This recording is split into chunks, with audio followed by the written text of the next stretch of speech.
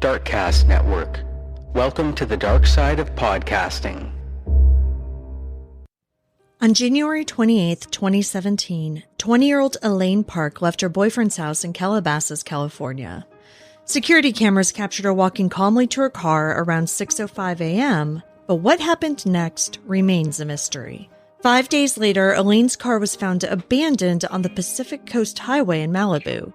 Her belongings were inside, but there was no sign of Elaine. Elaine had been having trouble at home and had also recently begun publicly addressing a traumatic event from her past, leading some to wonder if this was connected to her disappearance. Did Elaine Park decide to walk away from her life to find peace on her own terms, or did something sinister occur along California's picturesque coastline? When a person goes missing, there's a special kind of pain in the not knowing. I want to tell you the stories of those who never came home. Today, I want to tell you the story of Elaine Park. I'm Kona Gallagher. And I'm Ethan Flick. And this is And Then They Were Gone.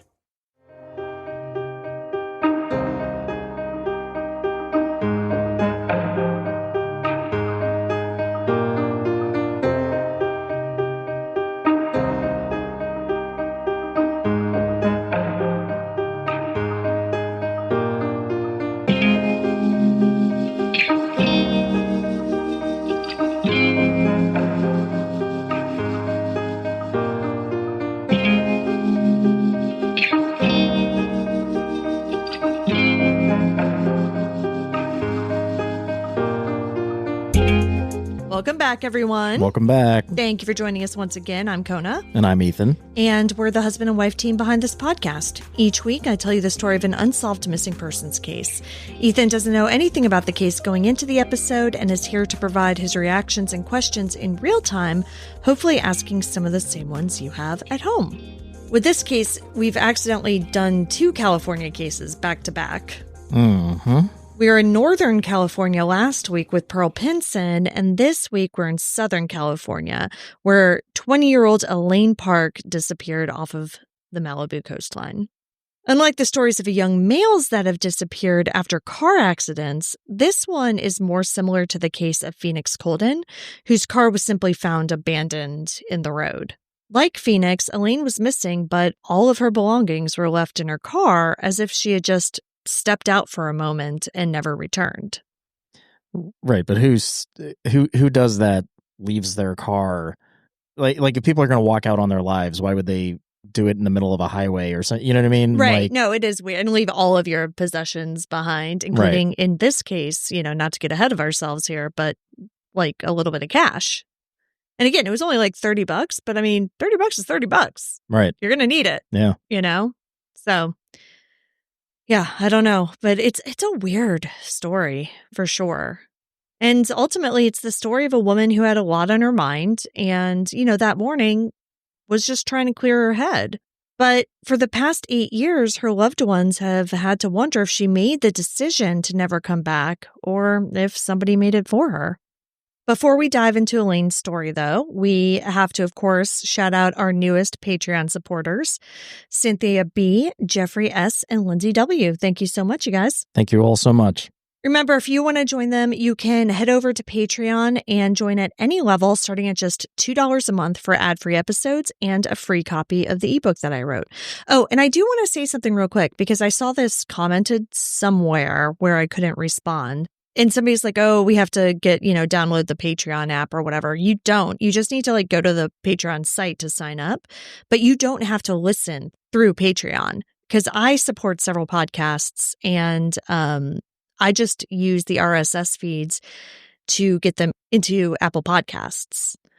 And I listen to them where I listen to all of my other podcasts. So I know that you can do that for Apple Podcasts. Pretty sure you can do it for Spotify. Not positive about the other platforms you may be listening to this on. But just go into the help section of Patreon and they'll give you all the instructions on how to do that. I didn't understand half of what you said, but okay. The point is, if you join us on Patreon, you can still listen to us wherever you're listening to this now, most likely. So with all of that out of the way, let's talk about Elaine Park. Elaine Park was born on September 24th, 1996 to Susan and Ray Park in La Crescenta, California, which is a suburb in the Glendale area of Los Angeles County. Elaine was described by friends and family as spunky and outgoing, and she had a passion for the performing arts. She loved musical theater and dance, and she had been pursuing an acting career, landing small roles as an extra on TV shows and movies like Mad TV, Desperate Housewives, Crazy Stupid Love, and Role Models. Though she wasn't yet a household name, Elaine was ambitiously working toward her dreams in Hollywood. But her personal life definitely had its share of challenges. Her parents were divorced, and she had struggled with bouts of depression in her teenage years. She had attended Pierce College in Woodland Hills for a while, but stopped taking classes and had also recently been laid off from a job at a restaurant. And these setbacks just kind of all took an emotional toll on her. On top of all that, by late 2016, Elaine was finally confronting a deeper personal trauma, a sexual assault that she had endured in the summer of 2015. On July 27th of that year, Elaine had attended a concert featuring rap artists Playboi Carti and Father. That night, she was there with her friend Daisy, who knew a man named Michael, who I believe was Father's stage manager.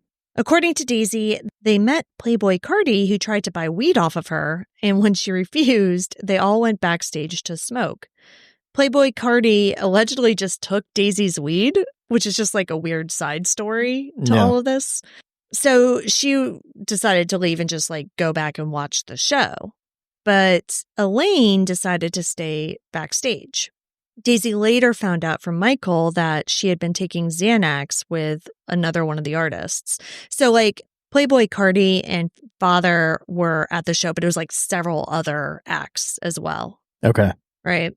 So the Xanax combined with the alcohol that she had been consuming, and I'm assuming weed as well, basically left her pretty incapacitated. What happened after that is sketchy in terms of details, but it has been alleged that she was raped by several people backstage, though apparently, again, not Father or Playboi Carti. So from what it sounds like, Elaine was either blacked out at the time and or blocked the assault just out for several months and wasn't really exactly sure what had happened that night. However, a few months before her disappearance, she was finally beginning to deal with it, in her words. It was at this point that she started cutting ties with friends who were either there that night with her or were just like in that friend group, and that included Daisy. She had been living with Daisy too in 2016, so the year after this in 2016, and then also moved out. Then on December 28th, 2016, just 2 weeks before her disappearance, Elaine took to Twitter to talk about the experience. Now, she posted a whole thread, and here are just a few tweets from that. Quote, "As for the rape, the people involved know damn well who they are, but I don't fight fire with fire. I've forgiven, so now I can move on." End quote. And then she also said, quote, "I was raped and nobody gave me closure about it. And I don't remember it, so I didn't remember the pain. I just dropped it and never spoke." End quote. Now, the other big thing that happened in Elaine's life was a car accident on May 1st, 2016. Now, the accident itself was not actually a big accident, at least not for Elaine. She was the passenger and ended up with a few cuts and, was just basically kind of shaken up from it. But according to later texts and emails, Elaine's mother, Susan, was pushing her to say that the injuries were more severe than they were. And she even had Elaine go see a chiropractor, which Elaine didn't want to do. Was she pushing her to do that basically to get money? Yes. Okay. Yeah. Now, this eventually led to an insurance payout of $5,000, but this wasn't finalized until after her disappearance. So at the time of Elaine's disappearance, they were still going back and forth about the whole thing. Because Elaine vanished in January 2017, the settlement was delayed. Ultimately, it was settled in March of 2017 with that $5,000, but that was divided three ways. 1/3 went to the attorney, 1/3 went to Elaine's medical provider, and 1/3 went to Susan Park, designated in care of the estate of Elaine Park. And that wasn't issued until January 14th, 2019.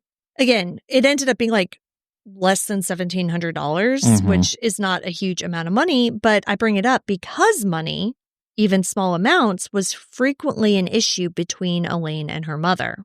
An example of this dynamic came on January 27th, 2017, the day before Elaine went missing. Susan has explained that she was training Elaine to be responsible with money and expected prompt repayment of any money lent to her. So that day, January 27th, Elaine asked to borrow $20 from her mother. Susan sent the $20 via quick pay that morning, and Elaine promised that she would pay it back later that same day, saying that her dad was going to give her spending money around 6 p.m.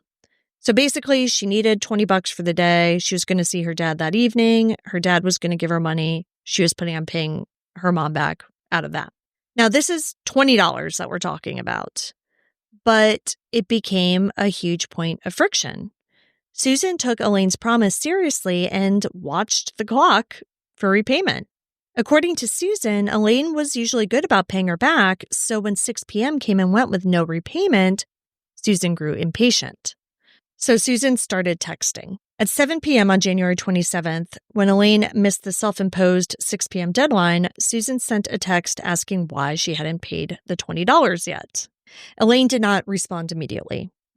Then at 9 p.m., Elaine finally replied to her mother's earlier message, writing, "Give me until later tonight." So, she just wanted a few more hours, whatever. Susan acknowledged this and agreed to wait a bit longer. This is, to me, a little intense for $20. Yeah, I mean, I wasn't going to say that, but I was thinking the same thing. This is all over $20. Yeah. We lose $20 to our kids all the time. Yeah, I know, right? Yeah, but it's this is how things were with them. This is just a good example of their general dynamic.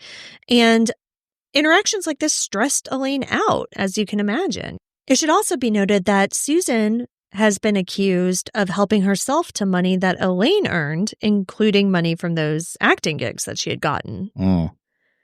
And so Elaine didn't trust her mother. Right.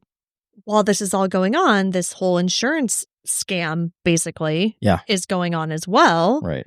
And so there's a lot of stuff about money and the situation is not good.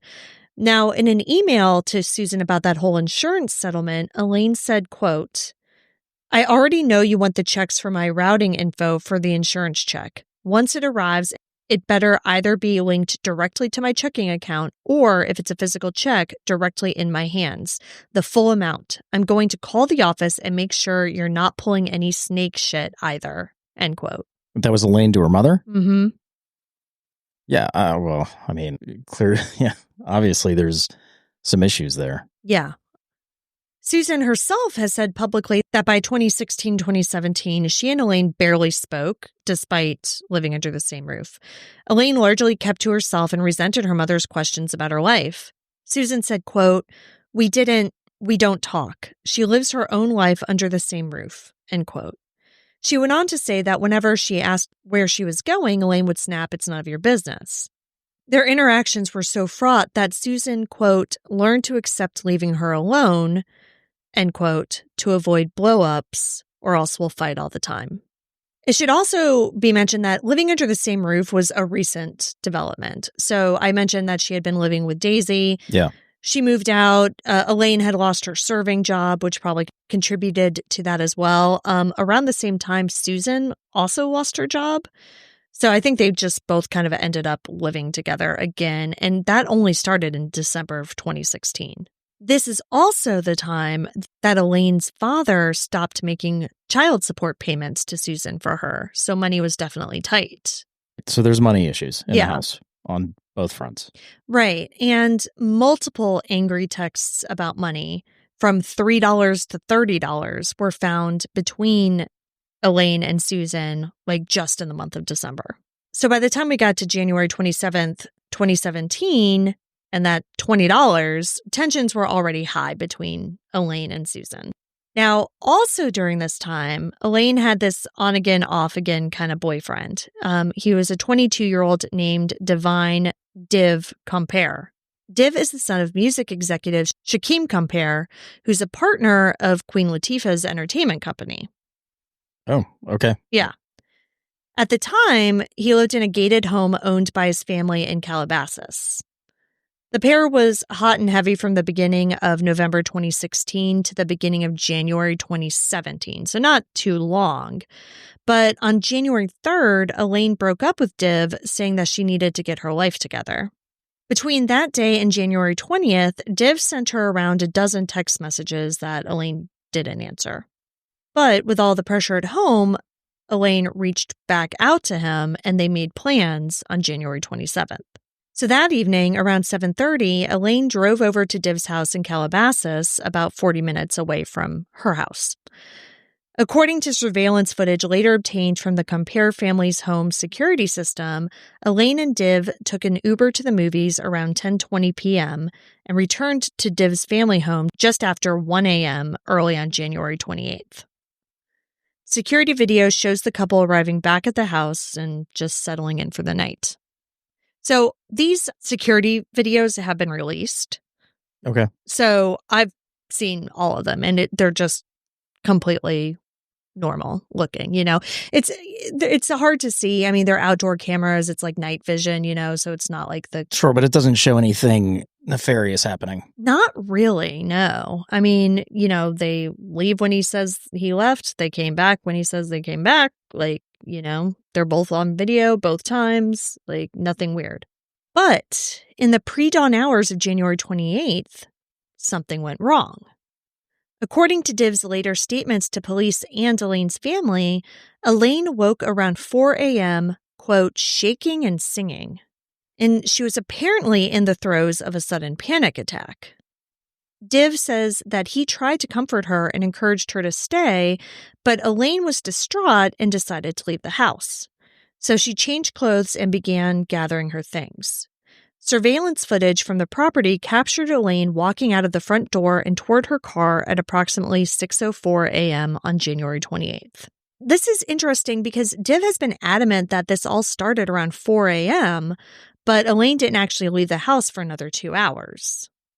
Well, but he also said that he was trying to plead with her to stay. So, I mean... Yeah, but 2 hours. That just... We also, if she was having a panic attack, who knows how long it took her to finally calm down, to actually hear him, they talk. Yeah. Who knows? Yeah, and so the other thing is, he said that they woke up at 4 o'clock and this was going on. But if Elaine had just woken up, she must not have been asleep for very long because phone records show that around 3:20 a.m., Elaine's phone was active on Twitter, Instagram, and Snapchat. So she's just kind of checking her social media. Now, that could have also just been she had been asleep. She woke up for a few minutes, and messed around on her phone and went back to sleep. That was her last phone usage until after she left his house. So with this whole panic attack thing, it's also notable that in the 6:04 a.m. surveillance video, Elaine didn't appear visibly upset or panicked as she walked to her car. She seemed completely normal. And I might be jumping ahead here, but I'm assuming that the police were able to look at her DMs on her accounts? Yeah, again, they've gotten all of her social media. Okay. It seems like they've gotten into everything. So it's not like, Michael, the stage manager who she was with that night, DM'd her and said something to cause the panic attack. It doesn't sound like that, no. Okay. She's on surveillance camera leaving, and at 6:07 that morning, her gray 2015 Honda Civic was seen on camera leaving the gated community. Now, due to darkness, again, the video couldn't clearly show who was driving the car, but investigators do believe that it was Elaine driving out alone because they saw her leave the house, all the timing worked out, basically, Yeah. But her leaving Div's home that morning would mark the last time that she would be seen.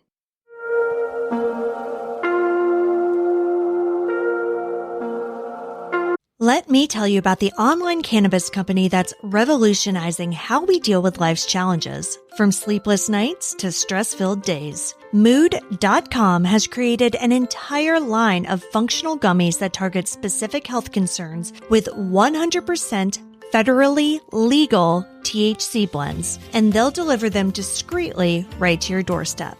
Even better, you can get 20% off your first order at Mood.com with promo code ATTWG. We've been advertising Mood for a while. They've been really good to us, and After trying some of their gummies, it is wild how different each one feels. Those Sleepy Time gummies will knock you out in about 15 minutes flat. No hangovers, no grogginess. What makes these different is how they've paired THC and other cannabinoids with herbs and adaptogens. You're not going to find gummies like this in a dispensary or anywhere for that matter. They've got immune support, menopause relief, PMS, mental clarity, sexual arousal, and all of them use federally legal cannabis, and it's all grown on small family-owned American farms, and they can ship to most states in the U.S. And best of all, not only does Mood stand behind everything with an industry-leading 100-day satisfaction guarantee, but as I mentioned, listeners get 20% off their first order with code ATTWG. So head to mood.com and remember, use promo code ATTWG at checkout to save 20% on your first order.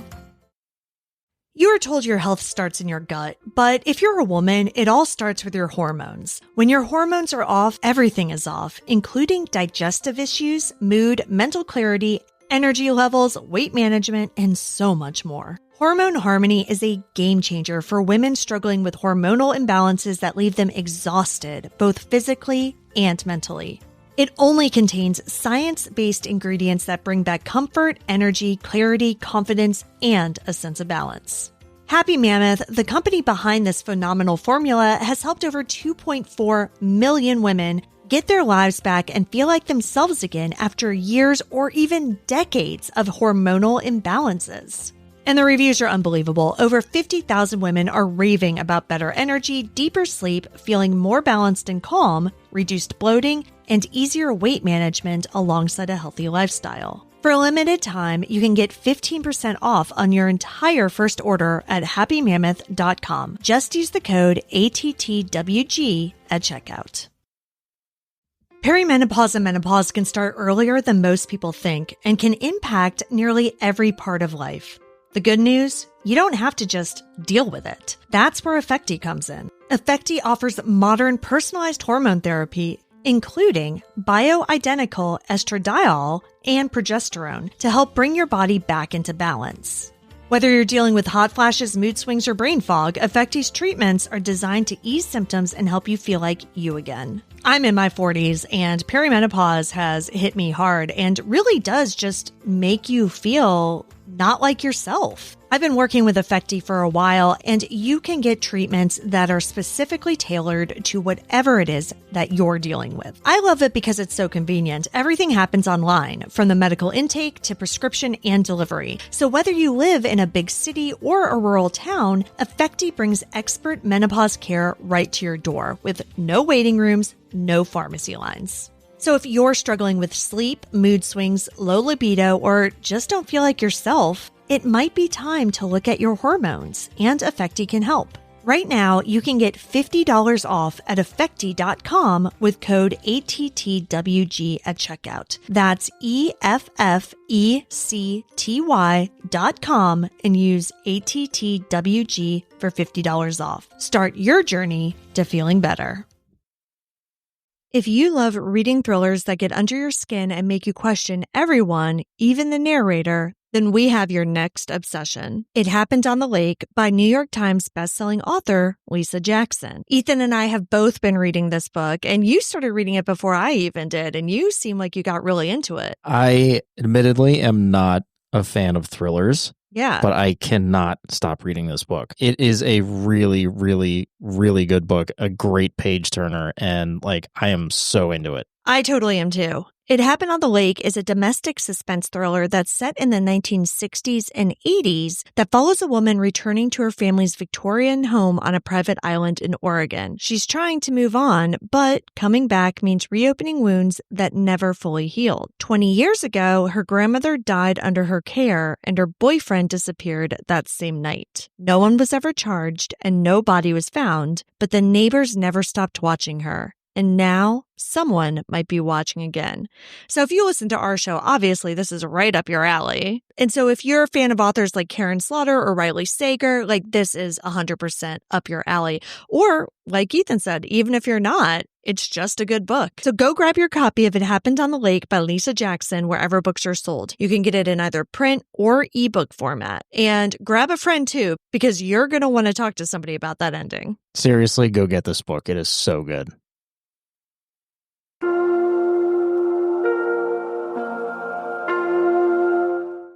So what happened to Elaine Park after she drove off? Her plate was caught on a nearby license plate reader shortly after leaving Div's house, but beyond that, the only information we have is based on her cell phone data. At 6:28 a.m., just about 20 minutes after leaving Div's house, her iPhone logged a location sharing action. An Apple iMessage system log in her texts with Divine recorded, quote, "You started sharing location with Div January 28th, 2017, 6:28 a.m." In other words, Elaine's phone began sharing its GPS location with Divine's device at 6:28 a.m. via Apple's Find My Friends feature. But it's unclear if Divine was aware of this real-time location share because I don't think it sends a notification to the person that you're sharing your location with, and it doesn't like send their location. So if he were to go into his Find My Friends app, he would be able to see her. Right. But like it didn't like text him with like, "Oh, and now she's here," or anything like that. So he was probably asleep, honestly, and so he might have had no idea that she had even done this. But also, why would she do that? That I don't know. Like we have no idea. But yeah, it does suggest that Elaine or somebody with Elaine's phone actively initiated location sharing 20 minutes after she left. Elaine's phone records also show significant data transfers from her phone on 2 occasions that morning. About 69 megabytes of data used at 6:20 a.m. and another 73 megabytes used at 11:03 a.m. on January 28th. Now, this heavy data use is consistent with streaming media. And Elaine's phone does appear to have been running Pandora during the drive and afterward. At 7:13 a.m., Pandora cookies were recorded on the device. And the Pandora app later prompted an auto alert at 9:32 a.m. asking, "Are you still listening? Don't miss a second of the music that you love." That indicates that the music had been playing without user interaction. So this suggests that Elaine's phone was streaming music continuously from sometime after 6 a.m. till at least 9:32 a.m. I've also read, though, I don't know this for sure, but I've read that Pandora sends that message after an hour of inactivity, which would mean that Elaine last actively used her phone at 8:32 a.m., about 2.5 hours after leaving Div's house. Now, this data also implies that Elaine's phone and presumably Elaine or her car traveled to an area with cell reception and remained there for a period of time. The last cell tower ping from Elaine's phone that day would later be traced to the Malibu area. In fact, when police eventually investigated her disappearance and, pulled her phone records, they discovered that the phone's final ping hit a cell tower on Coral Canyon Road in Malibu at 3:42 p.m. on January 28th. So, throughout the morning of January 28th, attempts to reach Elaine by phone were unsuccessful. So, after she left Div's house, she didn't call or text anyone. Okay. So, who was trying to call her? So, at 8:51 a.m., Susan tried to contact Elaine about that $20, and she actually sent 3 text messages within a 6-second span at 8:51 a.m. One reading now, another reading $20, and a third reading now, followed by angry gibberish characters. None of these texts were ever marked as read on Elaine's phone.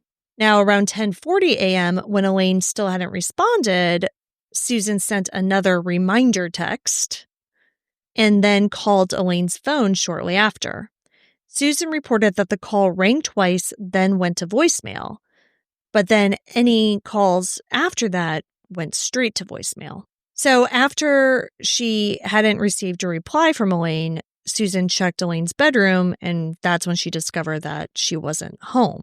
But she also noted that Elaine's overnight bag and makeup were gone, which, makes sense. Because they were in the car. Yeah, they were with her. And, Right. She was probably planning on spending the night at Div's house and wanted to take some stuff with her. Susan says this is when she began to worry that something was wrong because Elaine was usually really good about paying her back. She just said that? Yeah. But she's freaking out about $20 not being repaid. Yeah. Okay. Then also between 10:13 and 10:15 a.m., Div tried to call Elaine 3 times in quick succession. All 3 of Div's calls failed to connect and, likely went to voicemail. So this makes it seem as though by around 10 a.m., Elaine's phone was no longer reachable on the network. After about 10:45 a.m., Elaine's phone shows no outgoing activity and all further incoming communication went unanswered. At 1:10 p.m., her friend Sadie texted, "What are you doing today?" No reply. 1:16, 1:36, and 1:42 p.m., Susan, Elaine's mother, placed 3 more calls to Elaine, and those calls all went straight to voicemail. Div also called her twice between 1:33 and 1:34 p.m., and same thing. The fact that Susan's 10:41 a.m. call rang a couple times before disconnecting, but everything else went straight to voicemail, it suggests that Elaine's phone was switched off or lost cell signals sometime between late morning and early afternoon. Or the battery died. But then it ended up pinging in Malibu at 3 something p.m. So it's not dead. So it seems more like, it could have just been turned off temporarily. Yeah. Or she could have just been in an area without cell service. So it seems as though she wasn't just sitting in one place during that time. So Susan says that, again, once she wasn't hearing from Elaine all day, couldn't get a hold of her, she started to worry because that was not normal behavior. She said that, Elaine would kind of take off sometimes, but she wouldn't be unreachable. Yeah. And I think that's evident by what we know, because we know that she packed a bag to stay at Div's house, but it doesn't seem as though Susan knew about that, right? So, again, it seems normal that Elaine would take off without telling anyone, but abnormal that she wouldn't answer her phone. Right. So at 11:58 p.m. that night on January 28th, Susan called the local sheriff's station to ask about filing a missing persons report. Officers, of course, advised her to wait till the next day because Elaine was an adult, and Susan told them that she had taken off before and, probably told them that her overnight bag was gone and stuff like that. So, in this case, I get that. If your 20-year-old daughter's gone and she took a bag with her, and there doesn't seem to be anything nefarious or whatever. I can see that. That's one of the rare circumstances where I can understand why the sheriff's maybe give it a day. Yeah. Yeah. The thing I find interesting about that call is that Susan made it before calling any family or friends to ask if they had seen Elaine. So prior to moving back in, remember, Elaine had been living with her friend Daisy, but Susan didn't call her, for instance, and say, "Hey, did Elaine go back to your house? Is she staying with you?" And Elaine was also supposed to go pick up money from her dad earlier, on the 27th. Yeah. So she didn't call him and say "Hey, did Elaine come by? Did she say she was going somewhere? What's the deal? I can't get a hold of her." Yeah, I find it odd that she didn't reach out to Elaine's dad, but there's no guarantee that she had any of Elaine's friends' numbers. Well, so she did end up eventually reaching out to friends, and I think she did it via Facebook or something. Okay. That's kind of more evidence that she didn't have any of their phone numbers. Yeah, but she reached out to them on Facebook then. She could have done it first too, But yeah, and the dad, I don't know. I think the divorce is pretty contentious, so that could also be explained away by her just not wanting to talk to him. Yeah. But it is still a little weird to me that the sheriff's office was her first call and not like a single person who knows Elaine. Now, according to later statements from Susan, on Sunday, January 29th, she told her boyfriend Jeff that she wanted to report Elaine missing because Elaine would have paid her that $20 by now. It's $20. God. Yeah.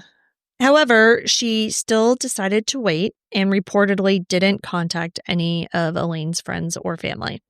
It wasn't until 9:40 a.m. on Monday, January 30th, that Susan messaged one of Elaine's friends. And that was her friend Sadie. And Sadie's the one who had actually texted Elaine the afternoon of the 28th. So she messaged Sadie, said like, hey, I don't know where Elaine is. I'm worried about her. But also told Sadie that Elaine took her overnight bag and makeup with her.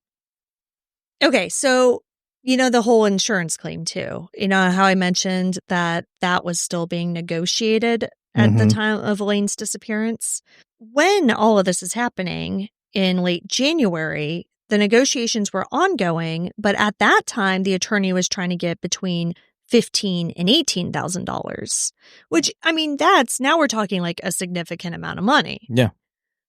And I bring this up because the next call that Susan made on Monday, January 30th, was to that attorney at 10:30 a.m. Then, at 11:48 a.m., she called the Crescenta Valley Sheriff's Station again. Then she called the Glendale Police Department to officially report Elaine missing. And I assume we don't know what the discussion was between her and the attorney. No, and of course the attorney isn't going to say anything. Yeah. Then at 3:10 p.m., she calls the attorney again. After that, a Glendale police officer came to her home to take the missing persons report. So this was around 4 p.m. And it's only after this, when the Glendale police call him, that Ray hears that his daughter is missing. So that's how Ray finds out. Ray finds out from the Glendale police. But neither Susan nor Ray bother to call Elaine's older brother and tell him what's going on. Okay. He doesn't find out until Susan finally calls him on February 1st, 2 days later. Says, hey, your sister's been missing for 5 days? Yeah. Jesus. So also that day, February 1st, Susan and her boyfriend Jeff decided to drive to Calabasas to speak with Div. So I'm not sure at what point they knew that Elaine had been with him and that he's somebody they should talk to. But in any case, February 1st, they go to Calabasas. He tells her the same story that he later gave police, that Elaine had abruptly left his house after this panic attack and that he hadn't been able to get in touch with her since. Susan asked Div's family if she could see any security footage from that night, hoping for clues. And Div's mother did provide them with a copy of the surveillance video showing Elaine walking to her car at 6:05 a.m. and the car's lights departing the property. However, according to Susan, she said that the footage cut off right after that, right after at 6:05. And to me, that's well, they were just giving you the footage that you needed. Right. But Susan thought it was odd. She said, quote, my daughter didn't look distressed or panicked, but for some reason the video stops at 6:05 a.m., end quote. Now, I can see how you might think that this could be suspicious, how Susan could have thought this was suspicious, because it's well, what, did maybe Div follow her? Sure. What, does the 6:10 a.m. footage showing him getting in his car and leaving, and I can see why she might think okay, are you hiding something? But on the other hand, from his family's perspective, we're not going to give you all of our footage. Yeah, you're not going to get free access to here's the what you need. comings and goings of our property. Right. So that was something that was I think made her suspicious at the time, which I get. So after leaving Div's house, Susan and Jeff went to the Lost Hills Sheriff's Department, which is the sheriff's department in Malibu near Div's house. They request that they ping Elaine's phone. And again, I don't know, I think there's been a lot of confusion over who's in charge of this, because Elaine lived in Glendale, but she went missing, after leaving Div's house in Calabasas. And then, we eventually find out that her phone last pinged in Malibu. So, there's just a bunch of different jurisdictions involved in this, and nobody seems to be taking lead. Yeah, I think it was kind of confusing in the early days. After Susan went to the sheriff's department to ask them to ping Elaine's phone, she made another call to the attorney.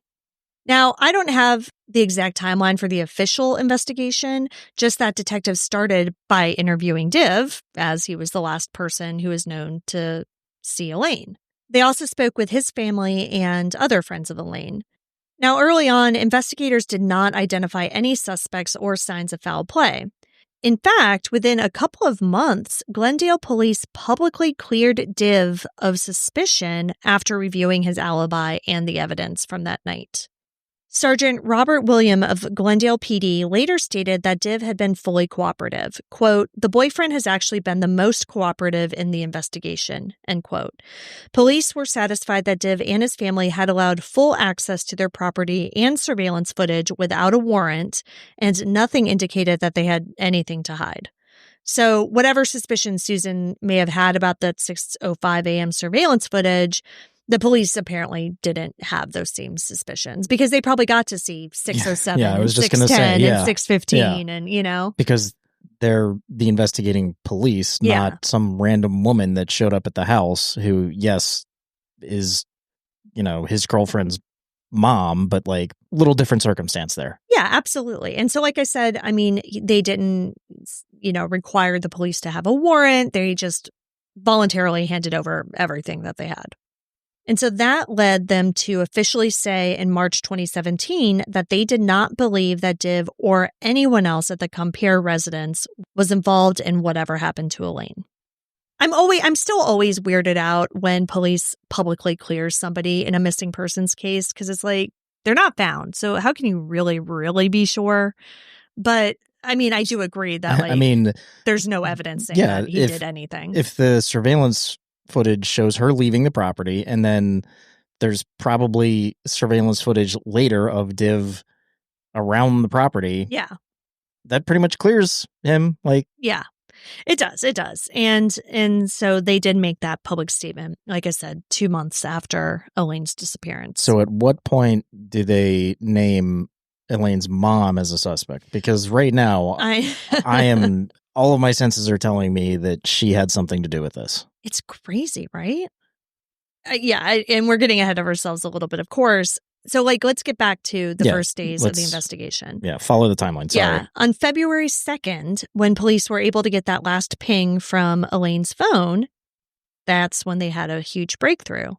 It basically led them directly to Elaine's car. Elaine's charcoal gray Honda Civic was found abandoned along the Pacific Coast Highway, which is Highway 1 in Malibu. Now, a resident had reported the car parked on the shoulder of the highway near Coral Canyon Road, not far from the popular Malibu seafood restaurant. And Elaine's car was left in a manner that immediately raised concern. The doors were unlocked, the keys were in the ignition, and the headlights were on.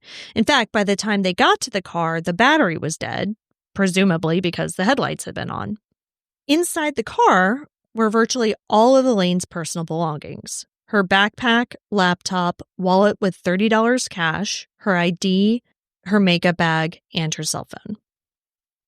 You think her mom got that $20 back out of that 30? Yeah, maybe she had 50. Upon recovering the car, investigators scoured it for clues. Los Angeles County Sheriff's deputies and Glendale police officers searched the vehicle and the surrounding area. Glendale PD's spokesperson stated that no evidence of foul play was found in her vehicle. The car was found on a somewhat remote stretch of highway coastline. It wasn't an isolated dead end or anything, but it wasn't right in town either. Authorities immediately launched an intensive search of the Malibu area, fearing that Elaine could have been injured or in danger nearby. They conducted ground searches of the beach, roadside, and the rugged terrain around Coral Canyon. Search and rescue teams used bloodhounds, ATVs, helicopters, and even divers and drones in an effort to find any trace of Elaine. The search extended into the ocean surf and up the steep bluffs on the coastal side of the highway in case Elaine had fallen or gone into the water. But keep in mind, this is 5 days later. 6 days later. Yeah. February 2nd. Right. And she left the morning of January 28th. Right. I mean, my immediate thought, given the panic attack, the things going on in her life, the car being found where it was, suicide. Right. And I think that's definitely something that they were looking into. But unfortunately, their efforts turned up nothing. Now, there was heavy winter weather in early February. So like a lot of rain and, cold temperatures, things like that. But, authorities kind of worked through it. That did, of course, have the potential to wash away, evidence. Yeah. Right. By mid-February 2017, with no sign of Elaine on land or in the sea, the active field search was suspended. Which, it makes sense. There are just simply no fresh leads to justify continuing large-scale search and rescue operations. So investigators pivoted back to the human side of the investigation and continued to interview friends, acquaintances, and potential witnesses who might have known something about Elaine's plans or her state of mind. Glendale detectives confiscated Elaine's laptop and phone and pored over her communications and her social media for clues. So what happened to Elaine Park after she left Div's house on the morning of January 28th, 2017?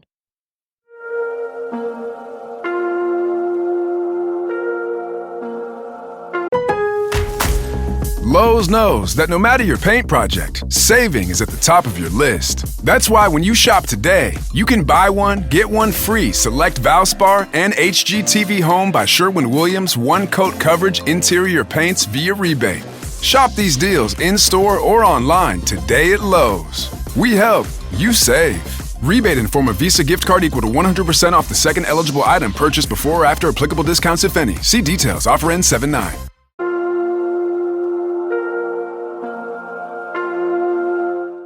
Of course, the early suspicion fell on Div because he was the last person to have seen her. And, their relationship had been kind of like on and off. So people wondered, could there have been an argument or an incident that night that led to foul play that was then covered up by Div and or his family? For instance, it's been said online, because, this is one of those cases that has a lot of like online chatter. And it's been said online that Elaine was going to confront Div about her sexual assault at that concert. Confront him about what? Exactly. He had nothing to do with it. He wasn't there. Right. Like, he has ties to the music industry. So maybe through Queen Latifah, not like... Yeah, well, I think on his own, though. Like, I think he was also working in the music industry. Sure, but like, yeah, he wasn't there. Even if he, like, knew some of the people, like, what... Yeah, I don't know. What confrontation needed to happen? I don't know. Like, that never made sense to me. And so I don't really know how that would have ended up, like, leading to murder. But if you read about this case online, there are certainly people who think that he and his family are still suspicious. Not every rich person in the music industry is Diddy. Like, not everybody's evil. Yeah. But again, investigators have repeatedly stated that Div is not a suspect. He cooperated fully. Police believe him. They also like looked around his house. There was no sign of a struggle. Again, there's just nothing indicating that he had anything to do with anything other than the fact that he was the last person, known to have seen her. Right. Now, another theory is that Elaine left of her own accord and intentionally disappeared just to get away from everyone and everything. That's certainly a possibility. I think more so in this case than most of the other ones that we've experienced or have gone over. But again, same thing, like just leaving your car on the side of the road and then what? Where do you go? Yeah, exactly. Right. On a relatively remote coastal highway. Unless you did that to make it look like you did kill yourself or something like that, Yeah, but if you were going to that extent, write a suicide note and then take the cash. Yeah, that's a good point. But, she could have, like, according to Div, she had that panic attack that morning. And maybe she did feel overwhelmed and just decided to walk away and wasn't thinking clearly and didn't think to get the $30 in cash, Could be. But, to me, I think if we're looking at her disappearance from the perspective of no one else causing it, I'm more inclined to believe that Elaine potentially harmed herself near the ocean. After all, her car was found near the beach in Malibu, and if Elaine walked out into the surf or whatever, I mean, her body could have been carried out to sea in the 5 days before they started looking for her. Right. But there are reasons, to doubt this scenario too, of course. For one, Elaine's family strongly rejects the idea that she would have taken her own life or have run away. Despite her bouts of depression, Elaine had plans and personal items with her. Private investigator Jaden Brandt stated, quote, "We firmly believe Park didn't commit suicide," end quote. But, okay. I mean, cool. Yeah. I mean, again, when you're dealing with the ocean, there is a possibility that she just simply has not turned up. Right. And may never. Oh, yeah, and may never. And a lot of families, of course, don't want to believe that their loved one would harm themselves. So it's really hard to say. Malibu was also a place that Elaine reportedly loved. So the simpler answer could have been that she drove to the beach to watch the sunrise. Mm-hmm. One hypothesis is that while she was at the beach, Elaine may have wandered off. Like, basically, she could have been in somewhat of an altered state after the panic attack, or, like maybe she just wasn't 100% with it at the time, and she could have wandered off and succumbed to hypothermia or drowned. But again, there was no trace of her, but it was 5 days later. Maybe there wouldn't have been. It's just hard to say. So ultimately, there's no proof that Elaine either disappeared by choice or died by suicide, and her family remains adamant that neither of these theories fits her character. Now, given the unsettling condition of Elaine's abandoned car, many believe that a third party was involved in her disappearance. The thought here is that Elaine may have encountered someone either shortly after leaving Div's house or after driving to Malibu. One version posits that Elaine was actually followed from Calabasas to Malibu. Now, this theory comes from a piece of security footage that was released later in 2017. This clip from Div's home surveillance was taken at about 10:20 p.m. on January 27th. So like when they were kind of getting ready, like going to the movies. It briefly shows Elaine walking from the house to her car and then back inside. So it looks like she just needed to grab something from her car, right? Okay. So it shows her going to her car, going back in. But during that footage, an unknown vehicle with its headlights on can be seen driving past the house, which is unusual because the house is at the end of a cul-de-sac in a gated community. So it's apparently pretty unusual for like a random car to just be driving by. Okay. The theory is that that person was there either having followed Elaine or was looking for Elaine.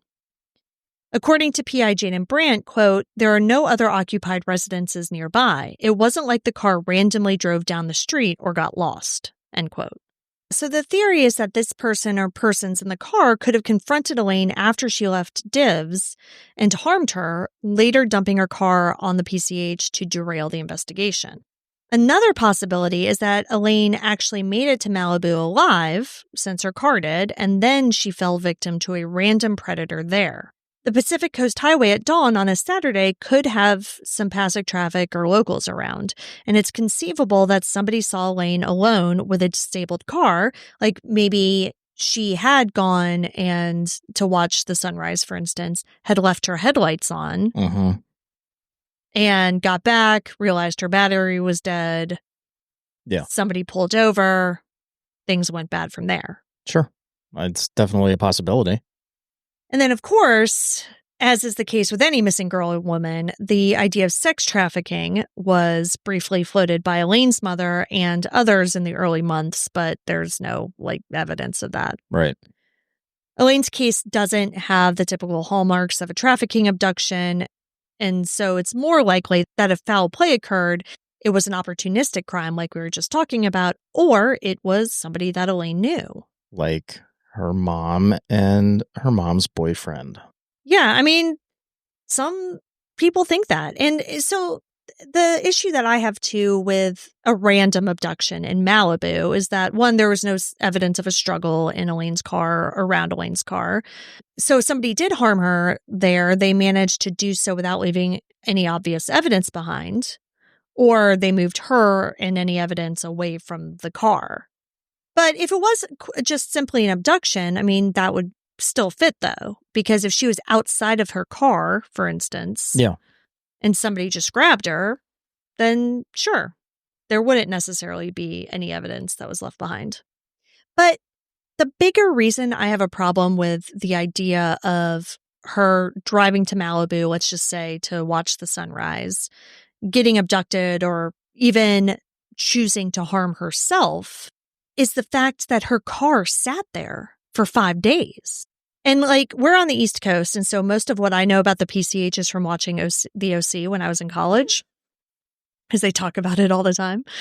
But I've read accounts from several locals who are very familiar with that exact area where the car was left, and they're extremely skeptical that that car could have been there for 5 days without being ticketed or towed. Okay.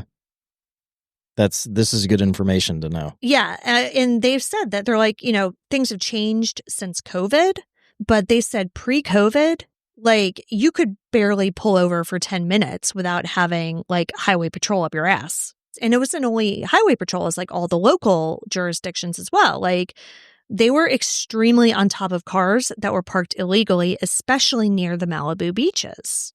Because again, this is a very rich area of Los Angeles. Yeah. And they don't want somebody's dusty Honda Civic sitting there for 5 days. And again, it was unlocked. The keys were in the ignition. Headlights were on. Yeah. At least for a while. Period of time. Yeah. It seems inconceivable to people who live around there or lived around there at the time that that car would have just been unbothered for 5 days. So then that leads me to, obviously, the car being dumped there, right? The car being dumped there and the phone being requested to be pinged. Yeah. By her mom, who knew where the car was. The question, though, is like, how did that happen? Did she, instead of driving to Malibu, actually drive straight home that morning? Possibly. I mean, do we have any alibi for them other than them just saying we were both here? Well, I think, I don't know about Jeff, but I mean, Susan said that she stayed over at Jeff's house that night, the night before the 27th. But then apparently at one of the searches, she said that she had been home that night. So apparently her story was, yeah, just once though, because like every other time she was at Jeff's. Yeah. So I don't know. As loose as this is, again, we are only theorizing here. The only person that potentially had motive, was her mom. And right. And that does bring us into the final theory, which is just that Susan is actually the person responsible for Elaine's disappearance. And a lot of armchair detectives out there do believe that Elaine did make it home that morning, but something happened there, and it was actually Susan who dumped Elaine's car. Right. So let's talk about the car here. Like you said, unrealistic for the car to sit there for 5 days. Locals even said it would be unrealistic for the car to be there for any real length of time without somebody noticing, getting a ticket, what have you. Don't you think it's a little convenient that if that were the case, that the car was dumped there around the same time that she went to the sheriff's office and asked for her phone to be pinged? Yeah. So she asked the Lost Hills Sheriff's Department to ping the phone the afternoon of February 1st. They did, and they found the car the morning of February 2nd. Right. Whereas if it was somebody else that dumped the car there, like the time, it's just, it's really convenient timing. But the final ping, and again, I only know about the final ping. I don't know about other pings from the morning, but the final ping was in Malibu, kind of near where the car was found. And that was on January 28th. So, I mean, that indicates that maybe it was there for 5 days. Yeah, maybe. But also, leaving it unlocked with the keys in the ignition also gives me the feeling of like dumping a car, hoping that it's going to get stolen. Yeah.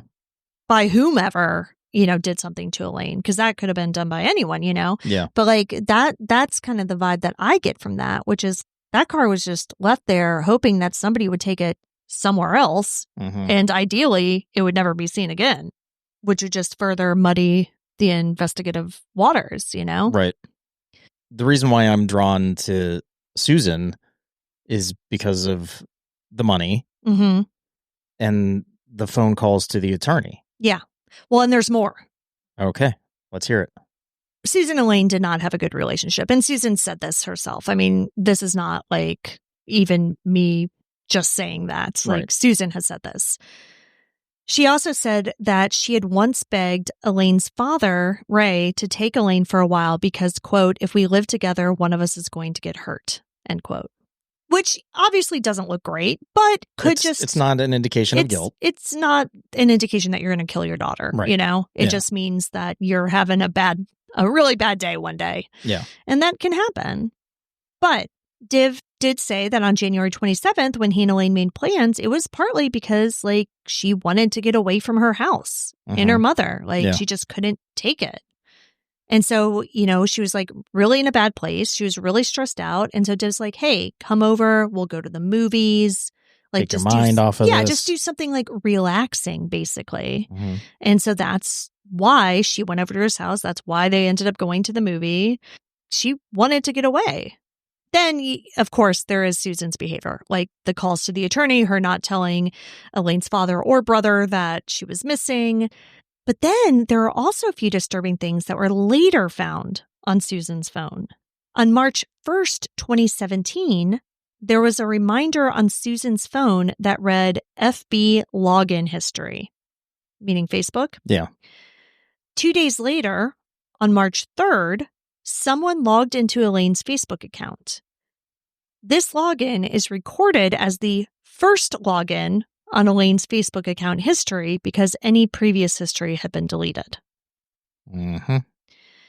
Then, on March 31st, there was a note in Susan's iPhone calendar at 9 a.m. that said, hide it. At 10:30 a.m. that morning, police came with canines that were trained in narcotic detection. Then, at 1 p.m., there's another note in Susan's iPhone calendar that said, put back hide items, shed, end quote.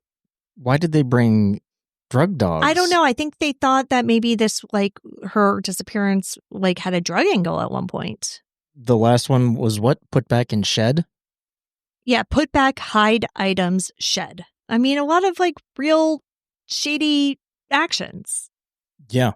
So the reminder to log into Facebook, and then her Facebook history is deleted, except for that one login, which was recorded as the first, and then drug dogs show up after, I guess, after. Well, and so I did read somewhere that cadaver dogs were brought in, and so I don't know if, like, that was the same day or if that was a different time. Yeah. But yeah.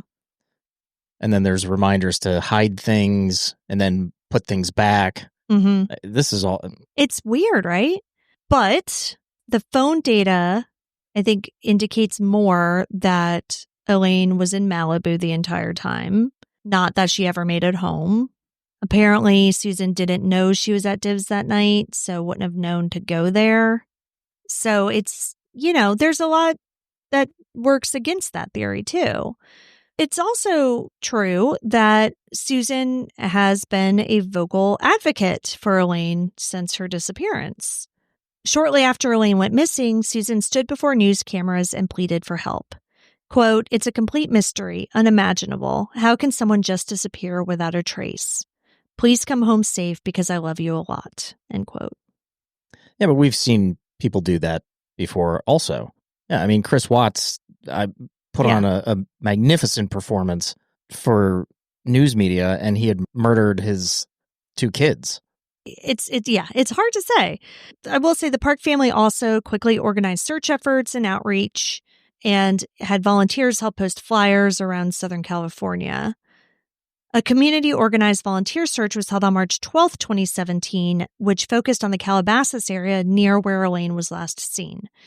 Dozens of people, including volunteer search and rescue experts like Dr. Rhonda Hampton, combed through the trails and brush looking for any sign of Elaine. Her family also hired a private investigator, but I don't know who actually hired him. I think it might have just been Elaine's dad. So I don't know if this necessarily makes Susan look like more innocent, because I don't know that she was the one who hired him, but Jaden Brandt is the PI, and we've mentioned him in this episode already. He worked alongside the family and law enforcement to generate leads and coordinate independent searches. He also became a spokesperson of sorts and articulated the family's belief that Elaine had likely been met with foul play and that she was an involuntary missing person. So what I do find interesting is that police have pretty much been treating this as a voluntary missing persons case. And that's been a great source of frustration to the family. In 2019, NBC Los Angeles ran a feature marking 2 years since Elaine's disappearance and highlighted Susan Park's continued efforts. Susan said, quote, "My heart tears apart, but I can't stop looking for her," end quote. And around that time, Glendale police stated once again that they had no evidence of foul play and no identified suspects, but that Elaine's case was still an active investigation. As suspicious as Susan may seem, it doesn't seem as though no, there's no evidence. The police are super suspicious of her. Oh, there's no real hard evidence that she did anything. In 2021, a podcast called To Live and Die in LA did a season on Elaine's case. Neil Strauss and his producers conducted a months-long investigation with input from private investigators and some of Elaine's acquaintances. Which, side note, like, I haven't listened to it. I've read some of the transcripts from it, but like the idea of Neil Strauss doing this is completely wild to me because he's the guy who wrote The Game, that fucking terrible pickup artist book. You don't remember that from like the early 2000s? It completely like wrecked the dating scene for a while. No, I have no idea what you're talking about. Oh my God, it was a nightmare. But the benefit of that season of that show is that it brought renewed attention and crowdsourced tips. So, for example, some previously unseen photos and data were analyzed and a few new witnesses were interviewed. It does seem like it really kind of helped the case along a little bit because at that point, you know, it's 4 years and it had really just gone nowhere. Now, Susan Park was initially cooperative with the podcast, but then she publicly disagreed with some of the podcast's findings and interpretations because I think the podcast kind of looked at her as a suspect as well. And so now in 2025, Glendale police still classify Elaine's disappearance as an open missing persons case. The Los Angeles County Sheriff's Department also considers it open, but there have been no public updates indicating progress.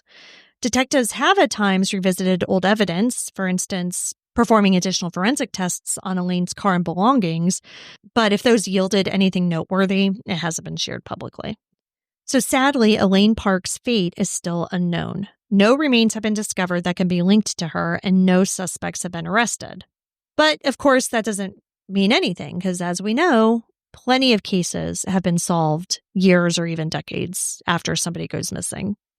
A lot of people seem to think that it was just like a random, opportunistic kind of stranger crime. I don't know. I just don't buy that because of the way the car was found. Yeah. A crime of opportunity, I feel like it would leave some evidence. And what it seems like is that she got out of her car and left it the way it was. Yeah.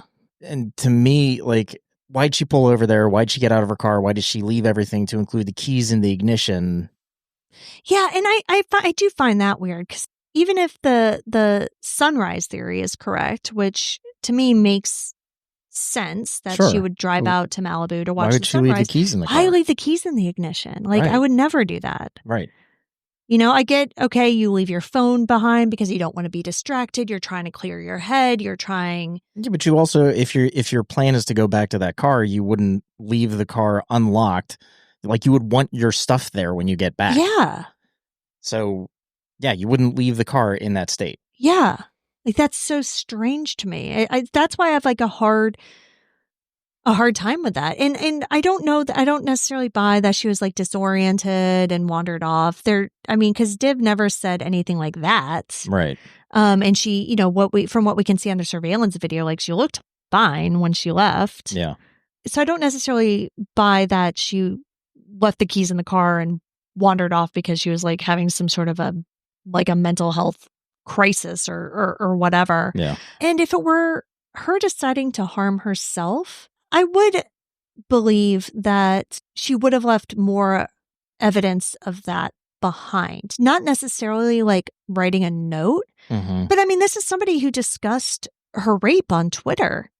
Yeah. You know, I mean, I could see like making a final post somewhere or even like some cryptic something. You know what I mean? It seems weird that she would have just given no indication to anybody about anything. And then walked out into the ocean. Yeah. Yeah. And then, you know, I also can't get past her sharing her location with Div 20 minutes after she left. Yeah. Why did she do that? Yeah. Like, did she do that because she was hoping that somebody would find her body? Or did she do that because she was scared and wanted somebody to know where she was? But what would have prompted her to be scared? Exactly. I don't know. I mean, if she was scared, let's say by a vehicle following her, by that theory posed by somebody on the internet, like, why then wouldn't she call Div? Yeah. Or the police or somebody? Unless, you know, the person knew her, convinced her to get in the car somehow, and she was trying to like play it cool, but just shared her location just kind of as a backup. Yeah. You know, like didn't feel like she could or should call Div and say like, hey, something's wrong. Yeah. But I mean, I don't know. Even that though, like I feel like she could have texted, and texting is probably easier than sharing your location. Yeah. And quicker, you know? Right. So I don't know. I don't know either. I mean, these theories are all plausible, but none of them 100% make sense with what we know. Right. Because, you know, if you even going back to Susan, if the idea is that she drove home, then she would have shared her location with Div when she was about halfway home. Because the drive was 40 minutes and she shared the location 20 minutes into it. Plus then the cell phone gets pinged in Malibu. Yeah, at that afternoon. But that's another reason too why the abduction, like a morning abduction, doesn't make sense, because it seems as though the phone went in and out of service. Which would lead you to believe that that phone was traveling. Exactly. And so if somebody just grabbed her off the beach at sunrise, the phone would have been just in the car the entire time. Yeah. So there was no reason that it would have worked, not worked, and then worked again. My first theory when I had heard about this case was that she, you know, was going through a lot and had harmed herself. And again, I don't like that there's no physical evidence of that, but it's the ocean. It can happen. But the phone part of that is just, that doesn't really fit. Right. Nor the car being at that location for 5 days. Yeah. Investigators say that this case is open until it's resolved, and they'll act on any new leads immediately. And they encourage anyone who remembers anything, perhaps a passerby who saw an early morning encounter on the PCH, or, I mean, even better, somebody who remembers seeing that car parked weirdly for a couple of days. They're looking for these people to come forward. As Susan Park has often said, somebody out there knows something, however small it may be. But until that somebody speaks up or some piece of evidence surfaces, Elaine's family and friends are left in agonizing limbo, clinging to the hope that one day there will be a development that finally explains what happened after she drove away in the dark on January 28th, 2017.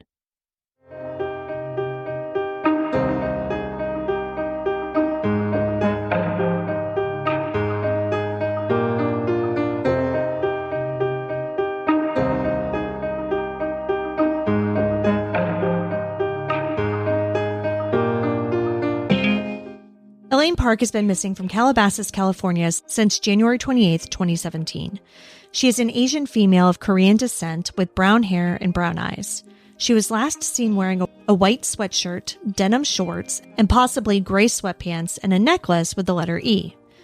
Elaine has the following tattoos: a dagger and flowers on her right arm, a rose on her left shoulder, and a cow skull and a moth on her left arm. At the time of her disappearance, her hair was waist length and had blonde tips. If you have any information on Elaine Park's disappearance, no matter how minor it may seem, please contact the Glendale Police Department at 818-548-4911 or submit an anonymous tip at 1-800-222-TIPS. Every bit of information can help. You can see all the sources for this episode along with photos and videos on our website, andthentheyweregone.com. And be sure to follow us on social, and Then They Were Gone Pod on Facebook and at ATTWG Pod on Instagram and TikTok. If you like what we're doing, please subscribe and consider leaving a 5-star review on Apple Podcasts. It will help new listeners find us. And the more people that listen, the more chances we have of bringing someone home. And we'll see you here next week for a brand new episode. See you next week. And Then They Were Gone is hosted by Kona Gallagher and Ethan Flick. All research, writing, and editing is done by me, Kona Gallagher. Theme music is The Stork by Ketsa. Additional music is provided by Kai Engel. And Then They Were Gone is a Little Monster production. Hey, you can do it! Shop the Sherwin-Williams 4th of July sale and get 30% off paints and stains June 27th through July 7th. With prices starting at $34.29, it's the perfect time to transform your space with color. Whether you're looking to revamp your interior or exterior, we have you covered with bold hues, soothing neutrals, and everything in between. Visit your neighborhood Sherwin-Williams store or shop the sale online. Delivery available on qualifying orders. Click the banner to learn more. Retail sales only. Some exclusions apply. See store for details.